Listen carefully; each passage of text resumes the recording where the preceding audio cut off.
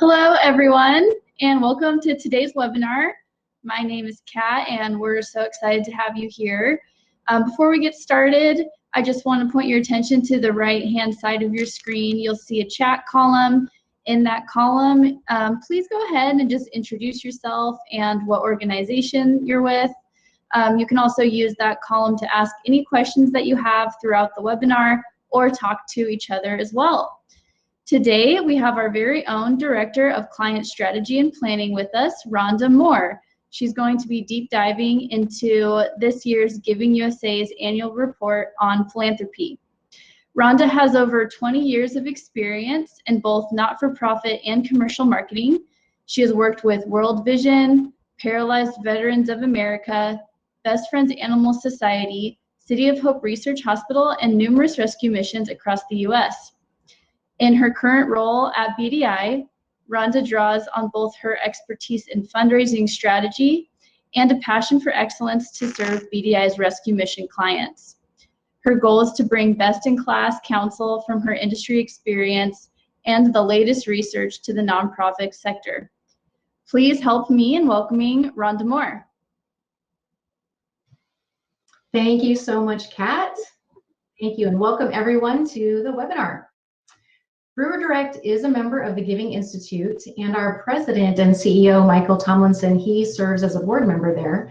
So since we're a member organization, the Giving Institute generously allows BDI access to all their materials on their annual Giving USA report. So we pull from their materials and we're able to create this presentation for you today. So without further ado, we're pleased to share with you the 2020 Giving USA report. Let me tell you a little bit about what this Giving USA thing is. Each year, the Indiana University School of Philanthropy produces this huge comprehensive report. The actual full report is about a 200-page book, so we're going to spare you that today and just give you a few of the highlights. It is the longest running annual report on U.S. charitable giving. The 2020 report is the 66th year they've been doing this report. Now, the Giving USA Foundation, it's called the Giving Institute today. It was established in 1985, and they're the organization that sponsors this report. Most of the metrics that you'll see today date back from 1980 to 2020. And this study is researched and written by the smart people at Indiana University. Just as a side note, Indiana happens to be the state that I hail from, so shout out to the Hoosiers for keeping an eye on philanthropic giving. The Giving USA report is broken down as follows. There are 4 sources of income: individuals, corporations, bequests, and foundations. So each year they follow the trends from those sources of giving. And then they track 9 charitable sectors. You can see them listed there, 9 places where the giving goes to. Of course, we always keep our eye on the human services sector, which is where our rescue missions clients fall into. So today we're going to look at the giving across all of these areas and talk about the key trends of 2020. I think that we all agree that 2020 was a year like no other. I bet if I asked you guys right now, what's the one word that you've heard too often to describe everything about 2020, we would say unprecedented. And it's true, everything about charitable giving in 2020 was unprecedented. This unique economic and social and political environment that we lived through, it all impacted giving. Sadly, the US fell into a recession due to the pandemic, and unemployment hit a historic high of 14.8%. But the stock market did recover by the end of year. And as you guys all know, we saw this massive media coverage around COVID that essentially created an ongoing public awareness campaign that drove exceptional giving throughout 2020, especially giving to those organizations who were perceived as being on the front lines of responding to the pandemic, such as our rescue missions, food banks, and other organizations that were addressing poverty. There was also great political and social unrest that drove exceptional giving to organizations that were responding to those types of interests. So all of these factors make 2020 different than any other period of philanthropic giving that has been studied. So what's the big number of total charitable giving in 2020? It was $471 billion were given in 2020. That happens to be a 5% increase over the prior year.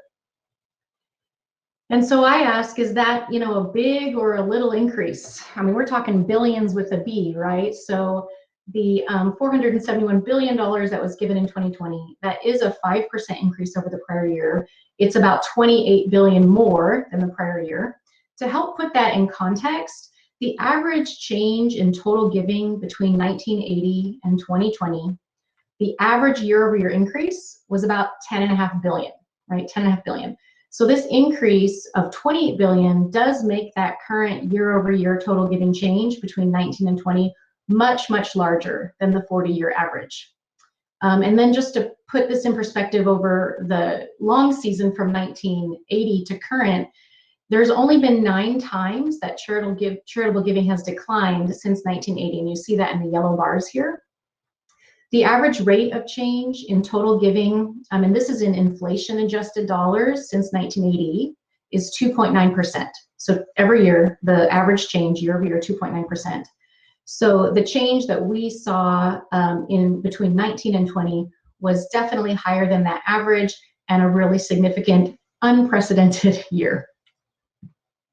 Now, looking at the 4 sources of income, you see here that individuals contribute the largest percentage of income.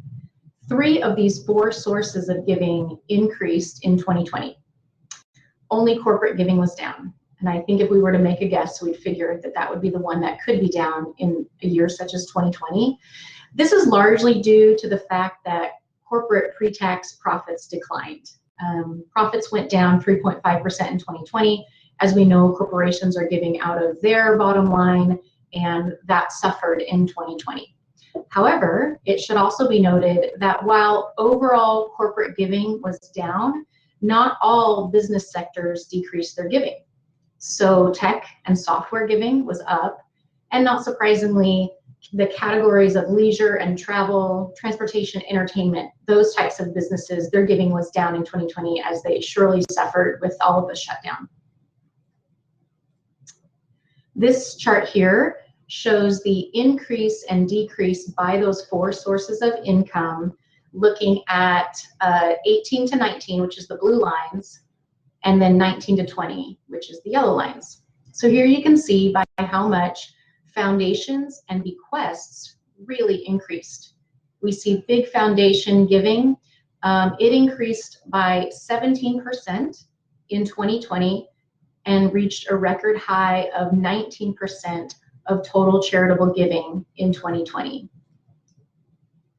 And looking at foundation giving all the way back from 1980 to 2020, here we see in the yellow line that's adjusted for inflation dollars. So in 2020, foundation giving reached $88.55 billion. Now, one key observation from the 2020 Giving USA report is that giving types linked to the stock market performed especially well in 2020, and this is true of foundations. This is why we see that. We're also hearing from our clients that donor-advised funds saw a lot of activity towards the end of 2020 as well. So let's drill down a little bit into this issue of the stock market affecting giving. Here's a chart showing the S&P performance over this 30-year period of time. In 2020, the S&P 500 grew 14.9%. That's in inflation-adjusted dollars. And as we know, giving is highly correlated with the stock market. Now, it generally lags behind the S&P 500. So the stock market, has to improve before giving improves. We all know that individuals and corporations give when they feel financially and economically secure. Many of these large gifts are made out of appreciated securities. So the stock market's growth in recent years, and particularly the rebound that we saw at the end of 2020, It increased the ability of wealthy individuals and foundations to give in response to the needs and events of 2020. So that's a bit of the why behind why we saw such a huge spike in foundation giving. And then also we're looking at a huge increase in bequest giving. Bequest giving grew in 2020, 10.3% over 2019. And in fact, that's a big turnaround from 2018 to 2019 because bequest giving decreased 5% between 18 and 19. And now we see this 10% increase from 19 to 20. I think we can all speculate why that is. You know, as we would expect, the pandemic increased interest in estate planning. In fact, one statistic that was shared with me is that the company Free Will, so freewill.com, where you can get a free estate plan template, they saw a 600% increase in people using their service to create a will. The CEO of Free Will, his name is Patrick Schmidt, he was quoted as saying, let me read this quote to you, "One of the sayings in plan giving is that it's often around a life event. What we're really seeing now is that the entire country is going through a life event simultaneously." Wow. So without really any surprise, bequest giving was up and interest in estate planning was up. I know a lot of organizations took this moment in time to increase communication with their donors about plan giving and perhaps how to benefit the mission or their organization in their will plans. So moving on to a second key significant trend, 7 of the 9 charitable sectors that the Giving USA report follows grew, 7 of the 9 areas. There's only 2 areas that did not grow. And those 2 areas are health and arts and culture. Now, arts and culture, you wouldn't be surprised to see a decline here of 11.3%. Health, I personally found a little surprising. Every other sector, 7 of these 9, increased rather significantly. And as you can see, it was an exceptional year for human services, 9.7% increase from 19 to 20. Across our BDI clients, total giving was up 25% in 2020. Total giving up was up 25% in 2020. Looking specifically at the human services chart, giving to human services organizations grew, like I said, by 9% in 2020 to a total giving of $65.14 billion. That's a historic high. Now, by the way, in economic downturns, we do typically see increased giving to human services needs. The population responds to economic hardship with supporting human services organizations that are well positioned to close the gap for folks on the edge of poverty or experiencing food insecurity, housing insecurity, but even more so in 2020 because of the unique events of COVID. The other thing to point out here is that human services giving at 14% is in 3rd position behind religion and education. So giving to religion, which would be our churches and houses of worship, was 28% of giving in 2020. Giving to churches and houses of worship didn't suffer. People continued to tithe, evidently, and the giving was up a little bit to religion. And then education is the 2nd category of giving. And then human services falls in at the 3rd category and comprises 14% of all dollars received by charities in 2020. Just another data point from the Blackbaud Institute. You guys are familiar with Blackbaud also putting out a big benchmark study. They saw a 45% increase in online giving, 45% increase in online giving between 2019 and 2020, which takes us to our next key observation from the 2020 Giving USA report, which is that digital adoption among consumers and donors accelerated significantly in 2020.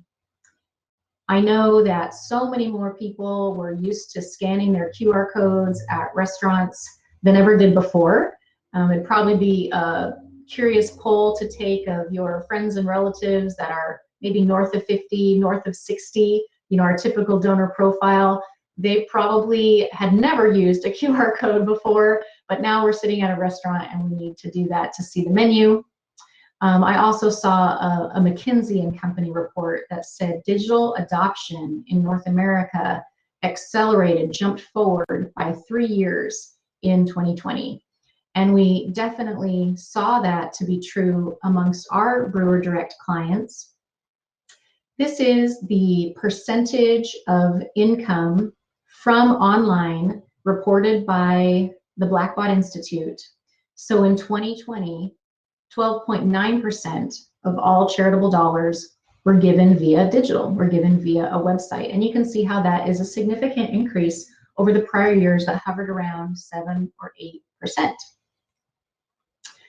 This is looking at just our BDI missions clients portfolio. Each year, we do a benchmark study for all those missions who can provide us data and participate in this study.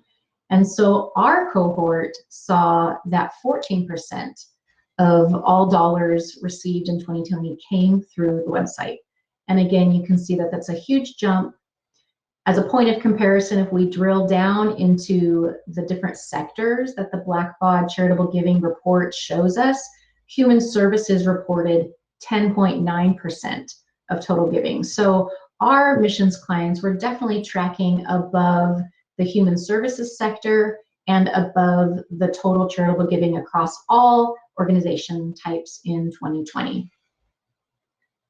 And now a third major trend that we observed in 2020, and that was this massive, massive influx of new and reactivated donors. This was true of our BDI clients as well. They experienced a 55% increase in new and reactivated donors in 2020 over 2019. Our missions clients had the best acquisition season in years, and it wasn't just in the fall. New and reactivated donors poured in between March and December 2020. Donor files grew enormously. In the benchmark study that I mentioned that BDI does of our missions clients, the overall retention rate across these missions that we work with, that overall retention rate improved from 64% last year to 70%, historic high of 70% average. And that, of course, was driven by not just the influx of new donors, but reactivated donors as well. So in fact, 2020 was a year like no other. We saw this flood of generosity. Human services benefited greatly. Total charitable giving grew 5.1%, which is much larger growth year over year than that 30-year average of about 2.9%. Despite a mixed economic picture, growth in giving was largely driven by a strong year-end performance of the stock market, and an influx of giving in response to COVID, an influx of giving in response to racial justice issues. Digital adoption accelerated, jumped ahead by years. And lastly, we saw a huge, huge growth in new and reactivated donors. So let's turn the corner now and talk about what happens next. As you know, going into 2021, every fundraiser, BDI included, was asking the question, what's going to happen to all these COVID donors? Are they going to stick around? We here at BDI were wondering that too, of course. And so we conducted a study of donors acquired during the pandemic. And during the pandemic, we defined as March of 2020 through the end of the year, December of 2020. And we took this cohort of new donors and reactivated donors and compared them to prior non-pandemic years, right? Non-pandemic donors, and followed them. At the time we did the study, we had about 9 months of time that had elapsed between the donor's first gift and where we were at present time. So here's what we saw. This chart is just for the new donors. The blue line is what we're calling COVID donors, meaning those donors with the first gift last year between March and December. And the orange line, regular donors, new donors who came on in a prior period of time, non-pandemic effect. The key thing that we were looking for here is that second gift. Do they retain? What's the retention rate month by month? And as you compare these two lines of data, you can see that the COVID donors have a higher retention rate all the way across, and it grows from month 1 to month 6. And the regular donors, their 6-month retention rate lands at 21%, whereas these COVID donors at 27%. So we observe that they are not performing like typical disaster donors, where it's sort of a one-hit wonder. And we can hypothesize why that might be. I mean, unlike a typical disaster such as a hurricane or a fire or a drought, that is localized into a particular area, and it's a single point in time. And then as the news cycle moves on and it's out of the headlines, it falls into the background. Well, unlike that, COVID was in the headlines for months on end, and it was in everyone's hometown. No matter where you were, you walked out your front door and there it was, and it created this ongoing awareness campaign. So month after month, the giving continued. This was also true of reactivated donors. Here is this same analysis, the blue line, donors who reactivated during the March through December 2020 time period, compared with donors who reactivated in a prior year in normal time period. And as you follow the retention rate month by month, from month 1 to month 6, the gap expands even more so than we saw in new donors. Donors who had previously given to you, given to organizations, they stepped up again in 2020, and they really doubled down and renewed their commitment and continued to engage like active donors would, giving month after month. So that was a really good bit of news, that these COVID donors are outperforming regular donors, and they're not performing like typical emergency donors. Some more good news. When we turned the corner into 2021, and we all were holding our breath, looking at giving, we are keeping our eyeballs on online giving and response to direct mail appeals. What we saw at Brewer Direct across our clients is that giving between January and April of 2021 was up quite a bit from 2020. There was definitely a lingering COVID effect in giving. Website giving, even through June, even right now, was way up year over year. Part of what we're seeing is that this huge influx of new donors is boosting the individual direct mail appeal performance. And this is because we have this more responsive segment of donors, new donors, making up a larger percentage of the mailing. So for instance, if we wanted to mail 20,000 pieces in this direct mail appeal, and now I have such a larger number of new and reactivated donors, I don't have to dig down into my 13 plus month segments to fill up that planned mailing. And as a result, we're just seeing huge boosts and huge up in our percent response, and then of course total revenue for the campaigns. We of course are keeping our eye on May and June and July, and it will be interesting to see as these donors age whether the response rates settle back down. So as you plan for the back half of 2021, I do want to leave you with 3 practical tips to chew on as we contemplate the future here. Yes, 2020 was an unprecedented year. Yes, our donor files are bursting with new donors and enthusiasm. So where do we go from here? Tip number 1, a piece of advice number 1. This fall, invest in new donor acquisition. Invest at the same level as last year, or even increase if you can. If you saw a windfall in your giving and you have some growing room, some room to breathe with your budgets, I would encourage you to invest in new donor acquisition, both in traditional channels such as direct mail and in digital. Now you might be thinking, well, my new donor file or my donor file just grew enormously in 2020. Can't I kind of take a breath and rest and dial back my acquisition investment? And although this is maybe counterintuitive, now is the time to keep your foot down on the accelerator when it comes to acquisition, because attrition is still a fact of life. Attrition is still a fact of life.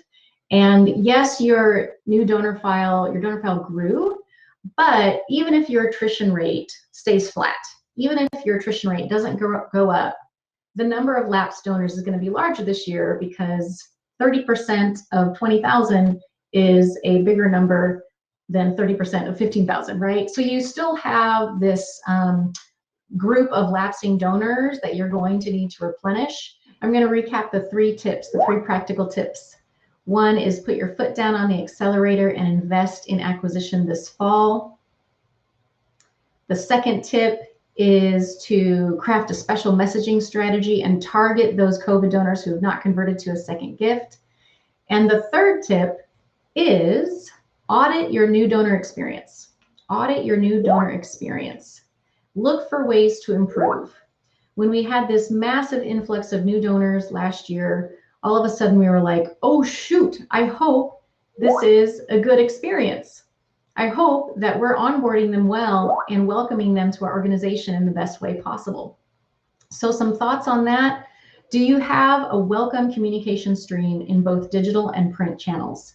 One idea would be to put folks who just sign up for email the first time or just give a gift first time on your website, and therefore you have their email. Put those folks through a welcome email stream, introducing them to the organization, helping them learn about who you are and what you do before you ask for a second gift.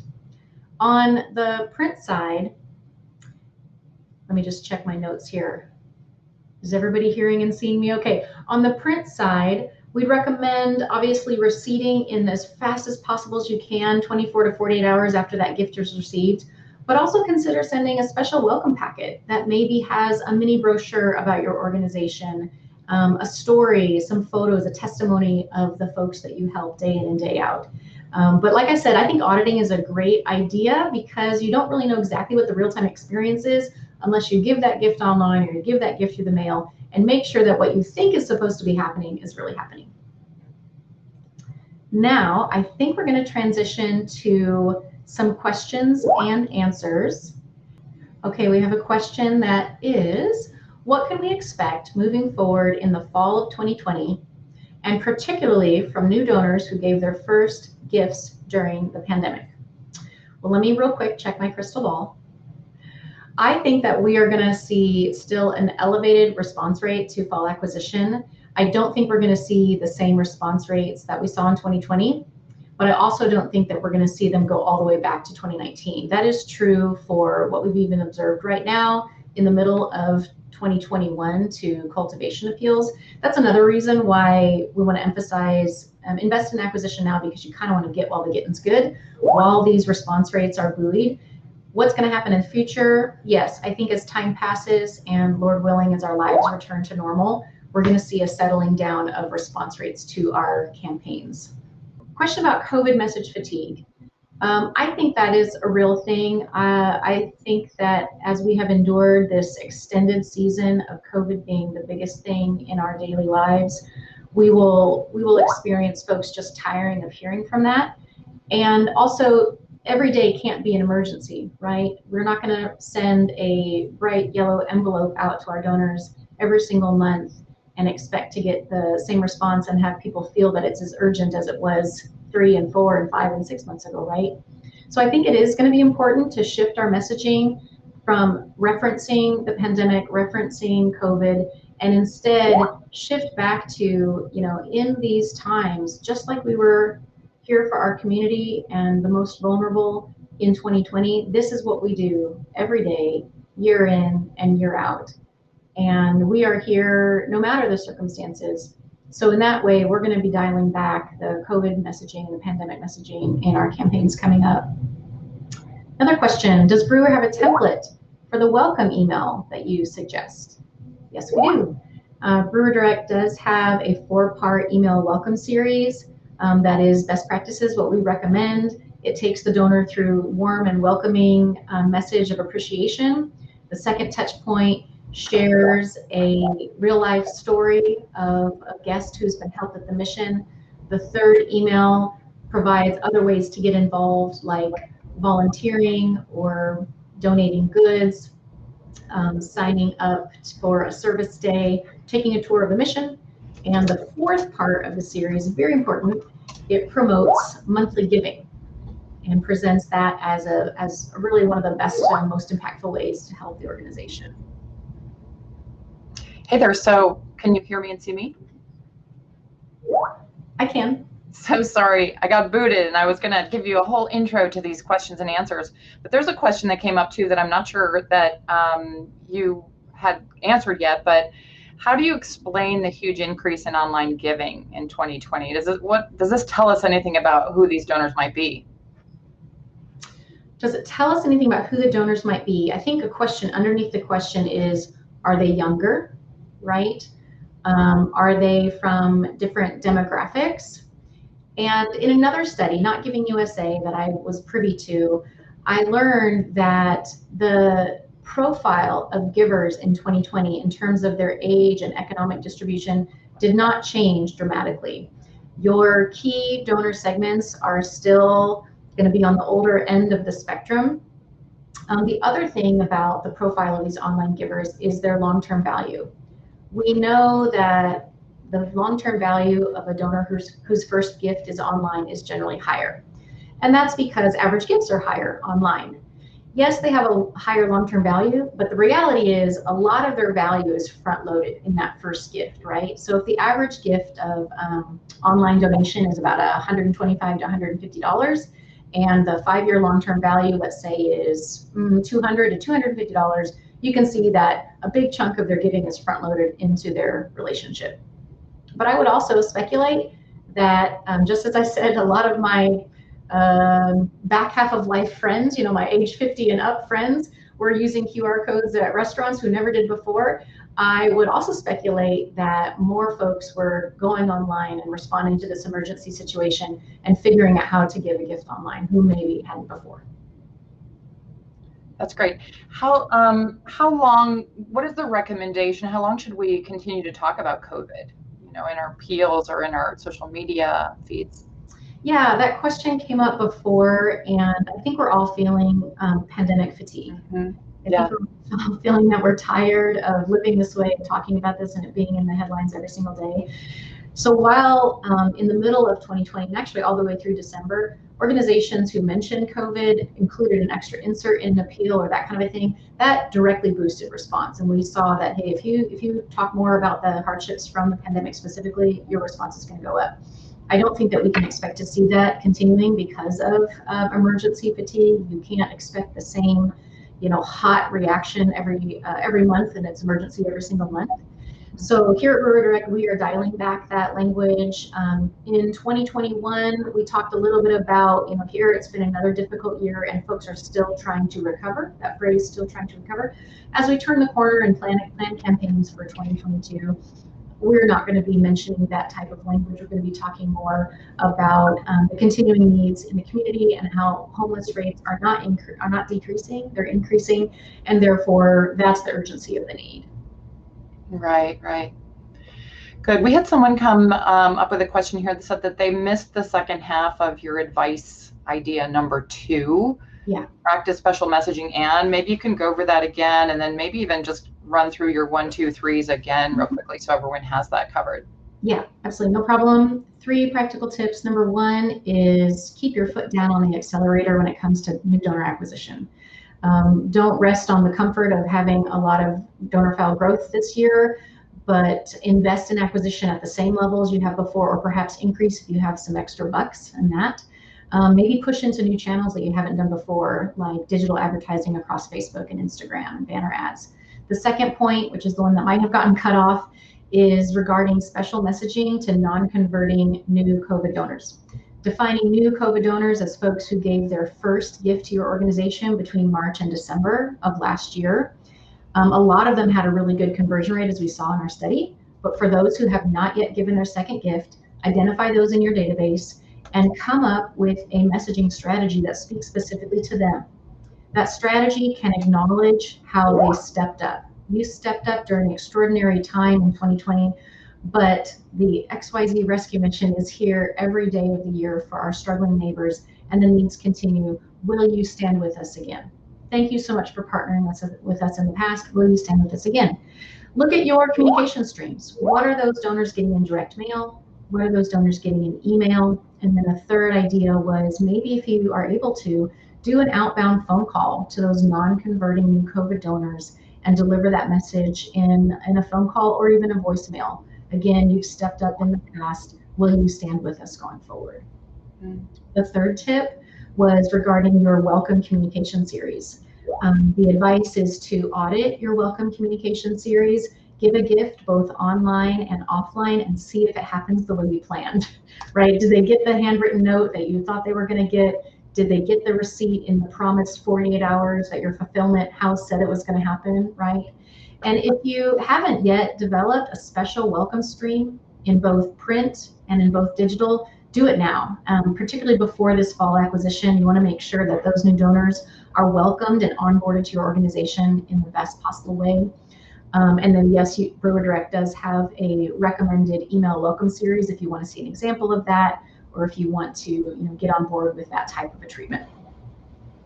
That's great. I don't know, since I got bounced, I don't know if you answered the question, because of the tremendous successes with acquisition in 2020, what can we expect? What do you, I mean, we don't have a crystal ball, and we don't believe in crystal balls either, but what would be our expectation for 2021? Yeah, we talked about that a little bit, but let me frame that a bit more broadly.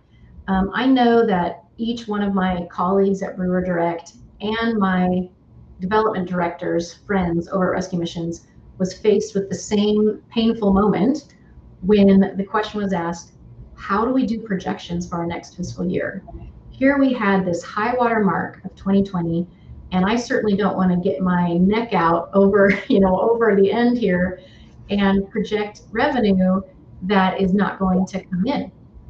And so with fear in our heart and a conservative yet hopeful mindset, we landed on acquisition projection numbers that were not matching 2020, right?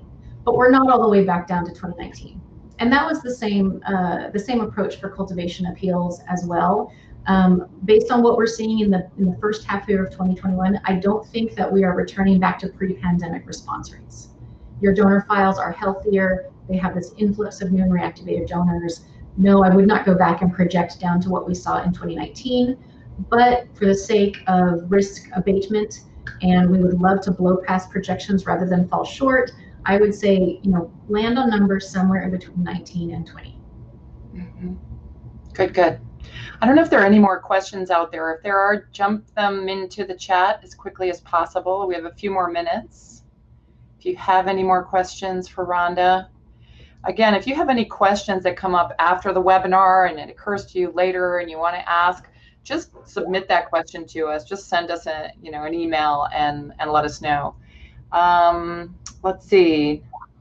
With the growth of digital, okay, here's one. With the growth of digital in 2021, what does that mean for the future of direct mail? Such a key piece of the fundraising puzzle. Yeah. Well, we know already that there is an unmistakable correlation between offline marketing activity and online giving. With that known fact, while we see greater adoption of website as a preferred payment method, it's not necessarily that there is a reason to shift significant activity away from traditional media to online only. We always remark that if you stopped with your direct mail and you stopped with your thank you receipting, you will also likely see a decrease in your online giving. This is also proven out by doing a back match, right? So we will match back donors who received a printed mail piece during a specific window of time and identify those donors who responded online. So what does that tell us? It tells us that people prefer to give online more and more. It's a more convenient and more comfortable giving method. Folks are probably less fearful of security issues giving online. It also tells us that now is the time to invest in making your website the most fundraising, maximized, hardworking website. Do you know what your donation conversion rate is for folks who land on your website and then convert to a donation? Are you tracking the statistics? Do you know what the conversion rate is of your donation page, the folks who land on the donation page? While we say keep going on direct mail and keep going on digital, you definitely need to give more attention to your digital channel and making sure that you're removing any friction to complete that donation transaction. And then also just a plug for any type of donation platform that will allow you to track by source. So we are driving traffic, we being Brewer Direct on behalf of our clients, are driving traffic to your website in so many ways. Offline pieces, now QR codes printed on the response device, let's say, Facebook advertising, emails, a light box on your homepage. That's another avenue that they get to your donation page. With so much going on in a multi-channel environment, which is the reality of our marketing universe today, how can you know what's working? How can you know where to spend your dollars? Tracking, right? Tracking. So I will say that if you aren't investing in a donation platform that allows you to track by source, and you're not using that tracking regularly, you're not looking at your reporting, then you really are missing an opportunity to optimize your investment in digital and make sure that it's working as hard enough for you as it can. I will say that I shed a tear and my heart breaks a little bit when I hear that a missions client is using a donation platform that it's all just one bucket of money, right? It's all web. Do you know where it came from? It's all web. It's all web, right? So I implore you, dig in and see if you can unpack that. And if you need a different technology solution to enable that, it's so worth the investment. That's great advice. It's the smarter we can be by looking at results, the smarter we can be moving forward. You know, looking back, smarter looking back, we can be smarter looking forward. Mm-hmm. Any other questions for Rhonda? If not, like I was starting to say, please reach out to us in any way you know how. We're here for you, and we'll get back to you with any additional questions that you might have. Thank you for joining us, Rhonda. Thank you for sharing the Giving Institute's 2020 report on philanthropy. We so appreciate your insight and your experience. This has been a great time together. 2020 was certainly an extraordinary year for charitable giving, and no one could have accurately predicted what was going to happen. And we have a little bit of insight into what might happen moving forward. But again, you know, God's in charge, right? So this is all the time we have for today. Thank you so much for joining us. Our next webinar will be held on August 24th at 11 a.m. Pacific Standard Time and 2 p.m. Eastern Standard Time. As we emerge from our global pandemic environment, we will be exploring in this webinar the very relevant and poignant topic of the power of virtual events. This webinar will be brought to you by Steffi Ewing. She is managing partner for Global Village Media Group, and Steffi brings to us 20 years of field experience in marketing, digital media, film, strategic planning, project management, etc., all related to fundraising and reaching out to new audiences. She has specific expertise in the nonprofit arena, and she'll speak to best practice within the domain of virtual events, as well as why virtual events are here to stay. So we look forward to that, and we look forward to seeing you all there. Please watch for your email invitation and be sure to register, and we hope you'll join us. Alrighty, well, take care, everyone. Thanks for joining us again, and have an amazing day. Thanks. Bye-bye.